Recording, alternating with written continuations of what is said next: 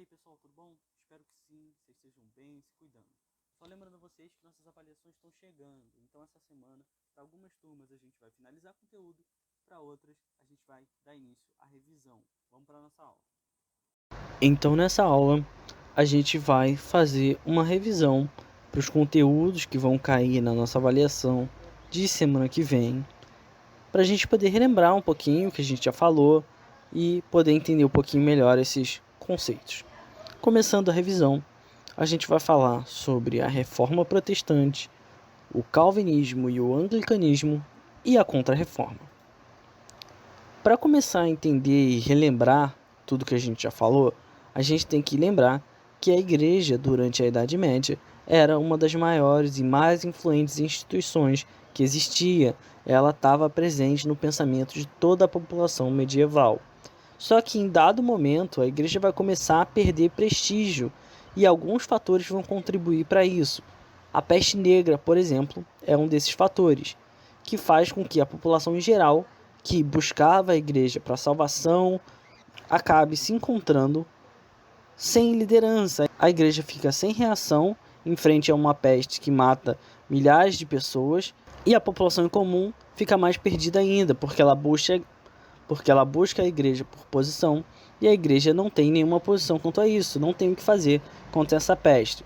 Quando isso se abrange, quando a peste passa, as pessoas percebem que a Igreja não teve liderança e não teve posição para lidar com isso. Elas queriam que a Igreja pudesse oferecer a elas salvação, mas isso não aconteceu. E aí, com a peste negra, as pessoas da população em geral começam a descrer da Igreja.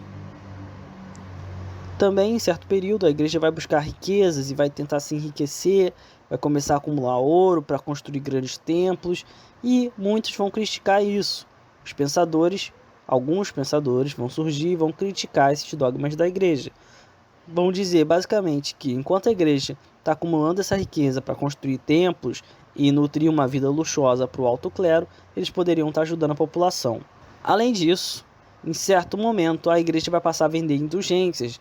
A gente falou aí disso, era a venda do perdão. Eles vão começar a vender também cargos eclesiásticos e objetos que eram ditos como sagrados, e a população mais pobre vai pagar por isso, e isso só vai fazer com que a Igreja enriqueça ainda mais. E aí, as críticas à Igreja vão começar a se tornar cada vez mais contundentes.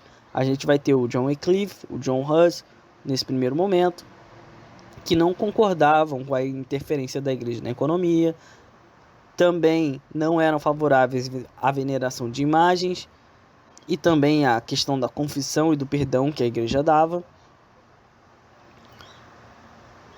E é óbvio que a Igreja não vai aceitar a ideia desses caras. Eles vão ser punidos, expulsos da Igreja e caçados e perseguidos pela ordem da Igreja, justamente por falar coisas que eram contrárias à Igreja. A gente vai ter também o Lutero, que vai ser um cara importante, vai ser um dos críticos mais importantes da Igreja.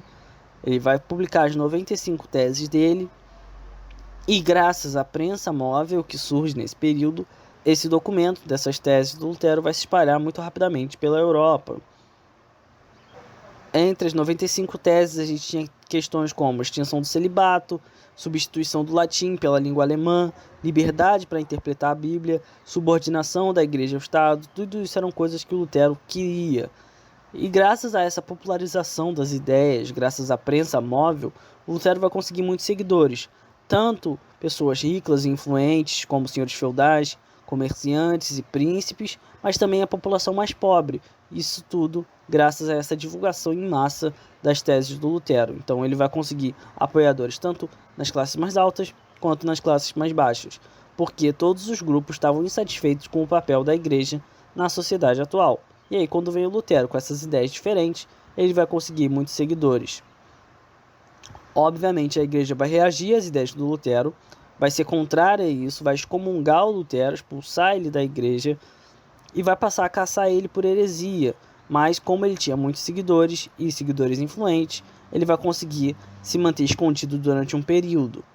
Graças às ideias do Lutero, vai surgir a doutrina conhecida como luteranismo ou protestantismo.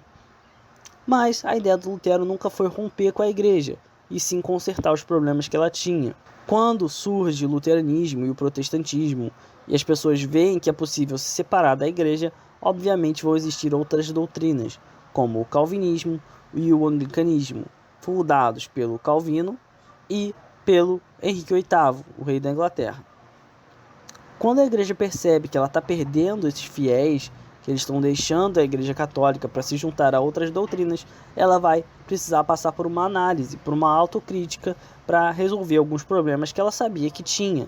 Isso vai ser estabelecido no Conselho de Trento, onde eles vão tomar algumas medidas para repaginar e tentar retomar e melhorar a imagem da igreja junto à população, para tentar reganhar esse poder e esses fiéis que ela tinha perdido. Então, só para a gente fixar essa revisão, essa aula, na semana que vem, a nossa avaliação. Então, estudem, estudem, estudem. Assistam as nossas últimas videoaulas, onde a gente fala sobre esses temas. O capítulo do livro é o 7.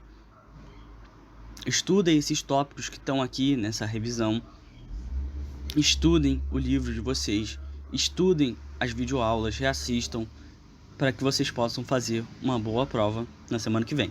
Por hoje é só, a gente para por aqui. Espero que vocês tenham gostado, entendido, tenha ficado tudo bem claro. Se não, vocês já sabem o esquema, dúvidas, sugestões, mandem para mim, tá bom? Um abraço, pessoal, até semana que vem. Tchau, tchau.